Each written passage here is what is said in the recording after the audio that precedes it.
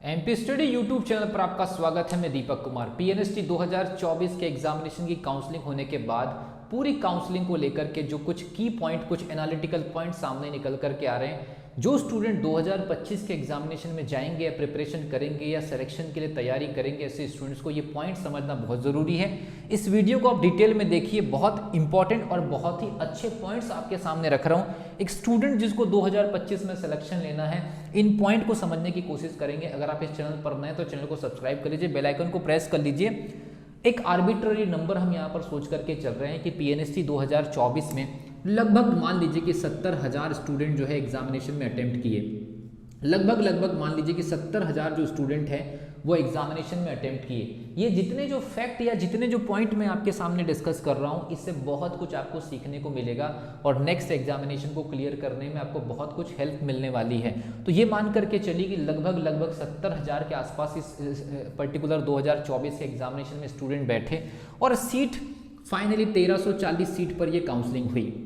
क्या इसका क्या मतलब है और ये सारी चीज़ें क्यों बताई जा रही है? अगर इस वीडियो को पूरे एमपी के अंदर लगभग 500 या 1000 स्टूडेंट भी देखते हैं और इसको पूरी सीरियसनेस के साथ में फॉलो करते हैं 2025 के एग्जामिनेशन के लिए, और ये पॉइंट्स आपको क्या सिखाने वाले हैं वीडियो के लास्ट तक आपको समझ में आएगा और आपको एक एग्जामिनेशन की प्रिपरेशन के लिए अलग लेवल की सीरियसनेस दे करके जाने वाले हैं। लास्ट कट ऑफ का मतलब यह है कि अलग अलग कैटेगरी में कुछ कट ऑफ रहे। मान लीजिए कोई कैटेगरी 49.9 पर आके रुकी, कोई कैटेगरी मान लीजिए 46 पर आकर के रुकी है, मान लीजिए कोई कैटेगरी 45 पर आके रुकी, कोई कैटेगरी मान लीजिए 51 पे रुकी है। ये जितने भी नंबर्स है ये आर्बिट्ररी है, इसको आप फिक्स मत मानिए। ये क्यों बताया जा रहा है, इसके पीछे समझने की कोशिश करिए। मतलब एक नंबर मैंने यहाँ से निकाल लिया है कि 70,000 के आसपास अगर स्टूडेंट बैठे हैं, लगभग 1340 सीट के आसपास जो है काउंसलिंग के लिए हमारे पास में अवेलेबल थी गवर्नमेंट सीट, और लगभग अलग अलग कैटेगरी के हमने एक नॉमिनल कट ऑफ बोल दिया है। लेकिन समझने वाली बात यह है कि बाउंड्री कंडीशन, अब देखिए किसी कैटेगरी में 49.9 के आसपास जो स्टूडेंट है वो सिलेक्ट हुए हैं और उसके एक नंबर के गैप में, जैसे मान लीजिए ये कोई एक रैंडम कैटेगरी हम मान के चल रहे हैं, उसके एक नंबर के गैप में, मतलब 49.9 से लेकर के सीधे 48.9 पर जब ये हम आकलन करते हैं किसी कैटेगरी में, तो एक नंबर के गैप में किसी पर्टिकुलर कैटेगरी के 70-80 स्टूडेंट हैं। अब सोच लीजिए, एक नंबर के गैप में, मैं किसी एक पर्टिकुलर कैटेगरी की बात कर रहा हूं, 49.9 पर कोई कैटेगरी का लास्ट जो सीट अलॉटमेंट लेटर में आया है और उससे एक नंबर जब हम नीचे उतरते हैं तो पता चलता है कि उस कैटेगरी की 70-80 लड़कियां जो है वो रिजेक्ट हुई है। अब यही इस वीडियो की सबसे खास बात यह है, 2025 के एग्जामिनेशन की प्रिपरेशन के लिए सीख लेने की बहुत ज़रूरी है। एक नंबर की वजह से अगर मान लीजिए आपका सिलेक्शन अगर रुक जाता है तो कितना बड़ा लॉस है, कितना बड़ा लॉस है। सबसे पहली चीज़ तो अगले साल कितनी बड़ी भीड़ के अंदर एग्जामिनेशन देना होगा, फिर से आपको प्रिपरेशन करनी होगी और साथ में एक साल आपका बर्बाद हो गया। तीसरी सबसे बड़ी चीज़ है कि आप अपने साथ में जिन लोगों का सिलेक्शन इस साल हो चुका है उनसे इस फील्ड में अब जूनियर ही रहेंगे। एक नंबर की वैल्यू मैं आपको बताने की कोशिश कर रहा हूँ, और एक नंबर पर 1, 2, 3, 4 या 10, 5 लड़कियां नहीं, सीधे 70, 80, 90 स्टूडेंट जो है फंसे हुए रहते हैं एक नंबर का। अब उस एक नंबर का इंपॉर्टेंस बताऊंगा। आपको गलतियों का एहसास होना बहुत जरूरी है। हर कैटेगरी में लगभग ये आकलन निकल करके आ जाएगा कि एक नंबर के गैप में जो स्टूडेंट, मैं कह रहा हूं कि कितना अखरता होगा उस स्टूडेंट को जो एक नंबर की वजह से एक साल के लिए बाहर हो गया। अगले साल सिलेक्शन की कोई गारंटी नहीं। वैसे भी पीएनएसटी में आप जानते हैं कि एग्जामिनेशन समय पे हो रहा है, नहीं हो रहा है, बहुत सारी सिचुएशंस है। तो एक नंबर की वजह से सबसे पहले उस लॉस का एनालिसिस होना बहुत जरूरी है और इस चीज का दुख होना जरूरी है, ताकि आपको ये, आपके साथ ये इंसिडेंट ना हो जाए।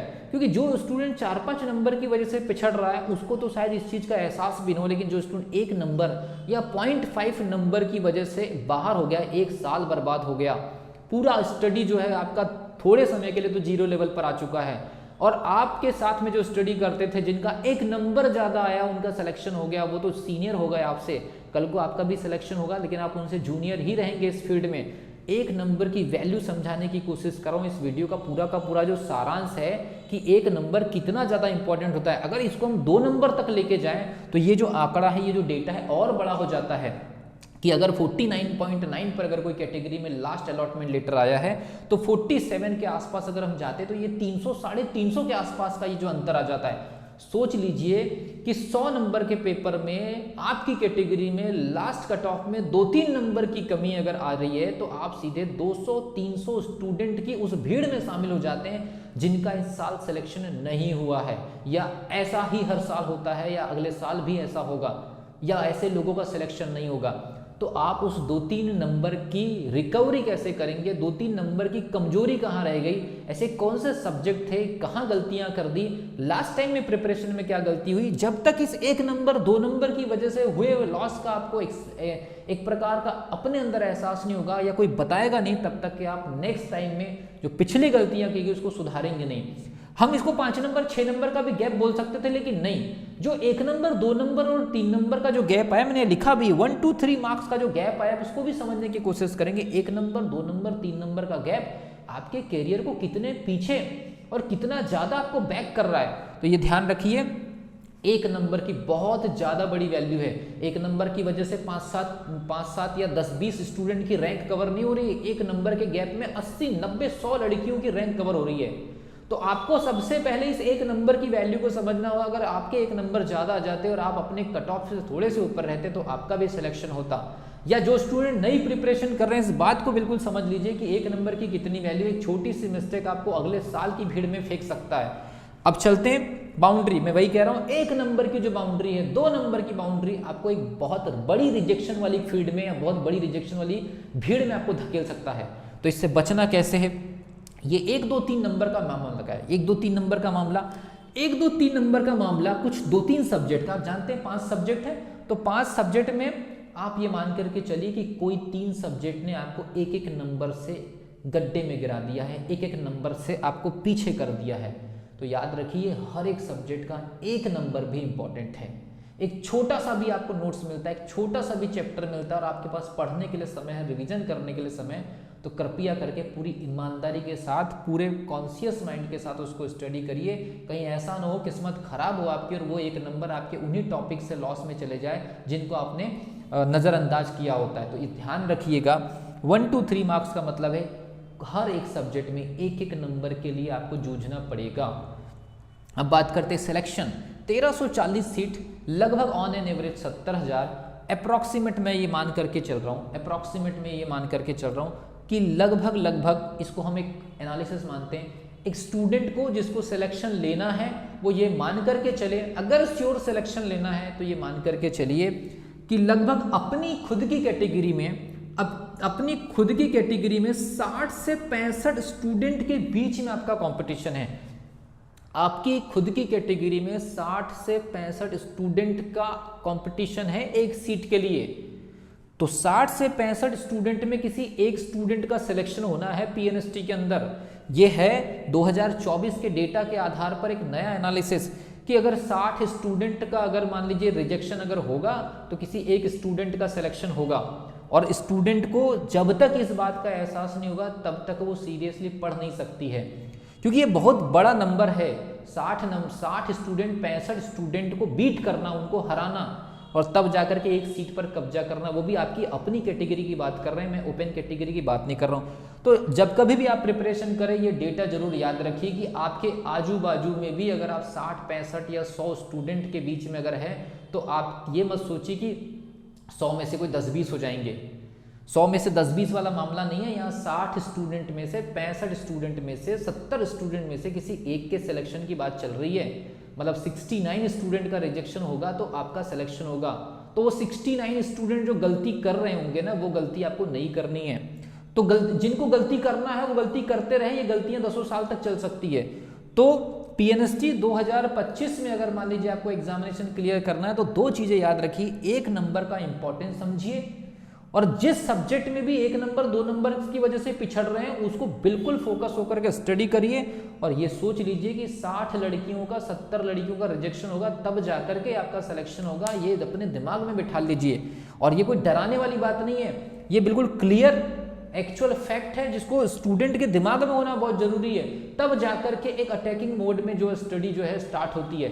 अदरवाइज आप लापरवाही के जैसे और हवाबाजी के जैसे और बिल्कुल ऊपरी तरीके से आप तैयारी कर रहे हो और आपको कुछ पता ही नहीं है, तो ऐसे स्टूडेंट की संख्या 98% है पूरे एमपी के अंदर। पीएनएसटी में प्रिपरेशन करने वाली एक बहुत बड़ी भीड़ है जिनको पीएनएसटी के बारे में वैसे ज़्यादा कुछ नहीं पता है, बस प्रिपरेशन करे जा रहे हैं, 4-5 साल निकाल देते हैं और 4-5 साल की इस प्रोसेस में कई बार बीएससी हो जाता है, 2-2 बार एमएससी हो जाता है, लेकिन एग्जामिनेशन नहीं निकलती। वजह क्या है? क्योंकि ये जो फैक्ट जो डेटा है ना वो दिमाग में है नहीं। सब तो तैयारी कर रहे हैं, हमको भी करना है, तैयारी करते रहिए। तैयारी करते रहने से एग्जामिनेशन नहीं निकलेगा। एग्जामिनेशन निकालने के लिए जो आपको प्लानिंग करनी है उसके लिए ये जो डेटा है आपके दिमाग में क्लिक करना चाहिए कि 60 स्टूडेंट का रिजेक्शन होगा, उस बीच में हमको उनसे बेहतर बनना है तो सिलेक्शन होगा।